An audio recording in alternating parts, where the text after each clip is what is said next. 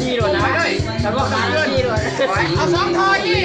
เด็กคนอ้าวกระบอกไปได้สองแต่ชั้นในนี่เอาลูกเอาแหละเอาเริ่มไปวันนั้นเอาเดี๋ยวเว้ยมวยของน้ำเลยมวยเสียเลยเอาไปเลยเอาเกมสามเสาลูกนี่จะเกี่ยวดูดด้วยนี่เขาถ่ายนี่รถแล้วยังโยมเด็ดหลอกเข้าผ่านด้วยผ่านท้องอย่างนี้อยู่โอ้ยนี่หลังกัน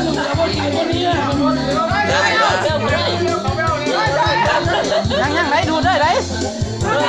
ไอ้คนนั้นที่สามบอกขาดสุดนี่ยังกี่ไรอันหนึ่ง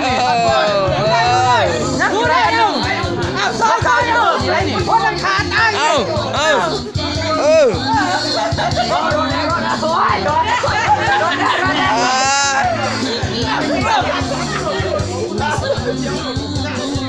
ลึกแล้วลึกยังไงแซ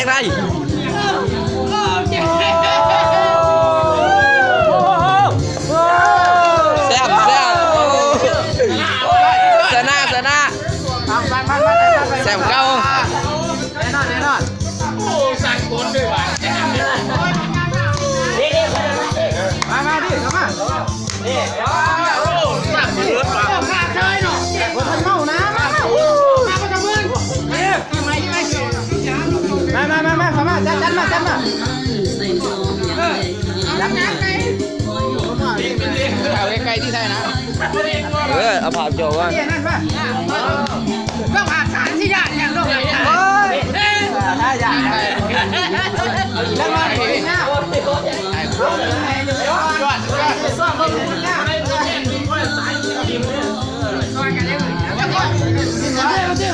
ก็ไหนน้าไปไหนลูกไหนเลยมาแกงทั้งหมดเอาลมที่หลบนี่ใช่พี่เด็ดมาแกงใหม่ใหญ่แกง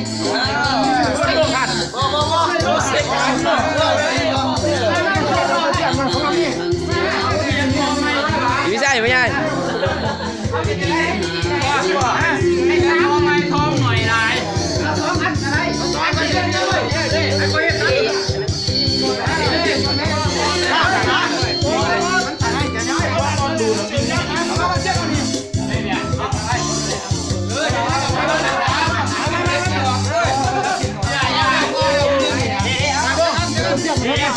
เขาเนี่ยเขาไหมเขาอยากรถได้เขากินทองไงดูได้อยู่เนี่ยเขากินเนี่ยเขาหล่นเขากินทองเห็นเขากินทองกว่าเขาหล่นบาเบี้ยก็ได้เลยเดี๋ยวนี้มันหลายคนเนาะเอาสามต่อไอ้ไม่เบิดเอาเบิดสามดูดมาเพิ่มไปสี่มันหลายคนดิไม่เนี่ยหลายคนสามจอกให้มันหล่นไปเพิ่มไปสี่มันหลายคนดูเลยถ้าว่ามันหล่นเนี่ยเพิ่มหลายเลยสี่ขาดจะมีแต่กินแต่สามไม่แบบกากเลยบ่แล้วกินแต่มันหล่นมันก็ปล่อยหนักสมาธิกันกินสามจอกกินแต่กินพอการมันหล่นเองมันไม่หลายต่อแต่หาท่อสี่จอกหาตัวเยอะหมดเอาสี่ก็ยังกันห้าสามจอกตัวสี่อยู่อ่ะสามห้องไฟสีแดงยศหาตัวสี่ใบหมดเด้อสามห้องไฟสีแดงค่ะว่าบ่ขาดเบิดสามมันหล่นนะว่าดูติห้องไฟซื้อไหมเนี่ยดูดกระไรบ่เป็นยังกินน้อยเลยโดนได้โดนเอา1 2 3โดนดาวเอ้ยโดนโดนใช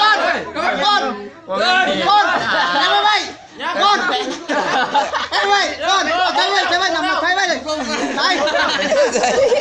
ใช่กี่ไหวมันต้องเอามันใส่ตึงเลย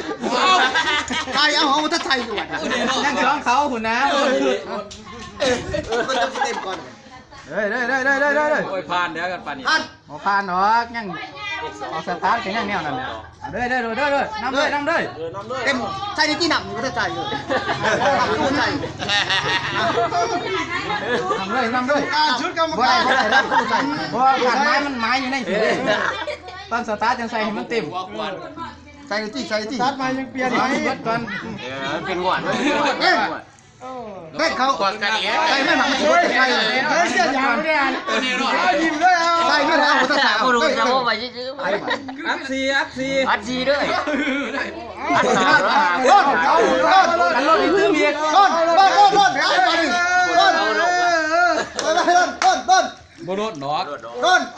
แล้วมันเลี้ยงต้นโยนอะไรอยู่นี่สิมาแล้วต้น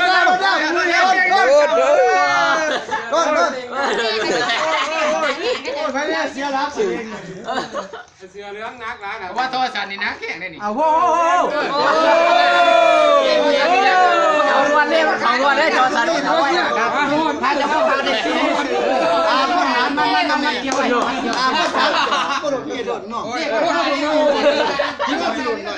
ทีมขอย่อมจัดมาเด้เพิ่นสิมาแก้มือไว้น่ะ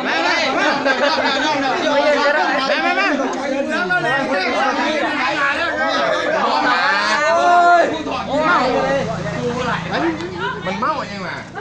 จิ้มจิ้มวัดหมูเนี่ย ครับ